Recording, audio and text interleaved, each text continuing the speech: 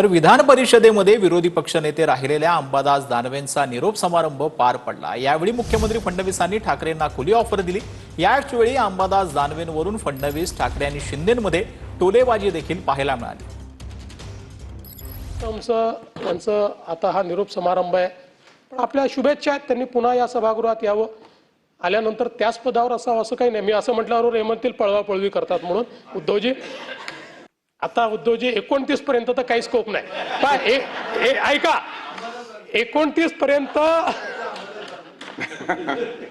आम्हाला तिकडे याचा स्कोप उरला नाही। 29 तुम्हाला इकडे याचा स्कोप आता विचार करता येईल, म्हणजे त्याचा विचार आपण वेगळ्या पद्धतीने करू, पण आम्हाला तिकडे जायचा स्कोप हा काही या ठिकाणी उरलेला नाही। आहे का ऑफर दिली आहे, तुम्ही स्वीकारता का ती ऑफर? माहिती नाही, तो नुसता बाकाचा नाही, प्रसन्न बडा बाका आहे। तर या गोष्टी थोड्या खेळीमेळीने आल्यात आणि त्या खेळीमेळीनेच घ्यायला पाहिजे। ते उद्धवजी आपल्या शिवसेनेत असले तरी आपल्यालाही कल्पना आहे की मूळ आमच्या भाजपचे आहेत। ठीक आहे, त्यावेळेस आमच्या पक्षात काही वाद झाले आणि त्या वादामध्ये त्यांना पक्ष सोडावा लागला, किंवा पक्ष त्यांनी नाही सोडला, त्या वादामध्ये पक्षाने त्यांना सोडलं आणि मग ते तेव्हाचा आमचा मित्रपक्ष, ते आमचा मित्रपक्ष आहेच, फक्त थोडे काही बदल झाले आहेत। अशा शिवसेनेमध्ये त्यांनी त्या ठिकाणी प्रवेश केला। अत्यंत मोकळेपणाने, जाहीरपणाने मुख्यमंत्र्यांना धन्यवाद देतोय आणि प्रांजळपणाने कबूल करतो की तुम्ही तुमच्या भाजपच्या किंवा संघाच्या मुशीत तयार झालेला एक चांगला कार्यकर्ता मला दिलात किंवा मी घेतला, म्हणून मी त्यांना धन्यवाद देतोय। आता हे धन्यवाद जसे मी त्यांना देतोय तसे ते मला धन्यवाद देऊ शकतील की नाही, कारण माझ्याकडनं जे त्यांनी घेतलेत। एक कार्यकर्ता म्हणून अंबादास, अतिशय उत्कृष्ट काम आपण केलेलं आहे। सोन्याचा चमचा घेऊन तुमचा जन्म झालेला नसला तरी सुद्धा गोरगरीब आणि सर्वसामान्यांच्या घरात जन्माला तुमचा जन्म झाला। आता जसा उल्लेख झाला की अंबादास, तुम्ही सोन्याचा चमचा घेऊन जन्माला आला नाहीत, पण भरलेल्या ताटाची प्रतारणा पण केली नाहीत। ज्यांनी ताट वाढून दिले त्या पक्षाची प्रतारणा पण केली नाही।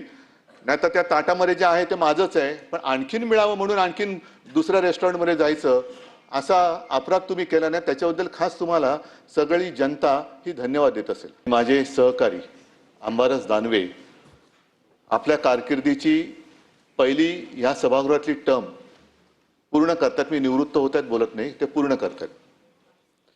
पूर्ण करताना अंबादास तुम्ही जरा जोरात मी पुन्हा येईन बोला, कारण त्याला एक महत्व आहे आणि आहे त्याच पक्षातनं।